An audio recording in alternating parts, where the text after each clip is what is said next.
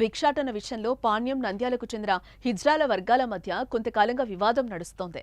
నంద్యాలలో భిక్షాటన చేయడానికి పాణ్యం వర్గం ప్రయత్నించడంతో నంద్యాల వర్గం వారి రాకను అడ్డుకుంటోంది. ఈ నేపథ్యంలోనే రూరల్ పిఎస్ ముందు రెండు వర్గాలు ఎదురుపడగా జరిగిన ఘర్షణ కొంత సమయానికి తీవ్ర రూపం దాల్చింది. విచక్షణ రహితంగా కొట్టుకున్నారు, జుట్టులు పీక్కున్నారు, శాపనార్థాలు, తిట్లతో వీరంగం సృష్టించారు.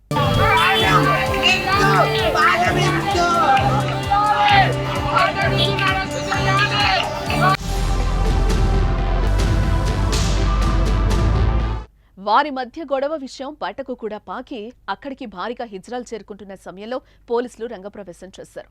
లాఠీ చార్జ్ చేసి వందలాది మంది హిజ్రాలను అదుపు చేశారు. సమయానికి పోలీసులు రాకపోతే గొడవ మరింత పెద్దదిగా మారేది. ఈ దాడుల్లో ముగ్గురికి గాయాలు కాగా స్కూటీలు, కార్లపై రాళ్లు పడడంతో అద్దాలు ధ్వంసమయ్యాయి. ఘటనపై పోలీసులు కేసు నమోదు చేసి దర్యాప్తు చేస్తున్నారు.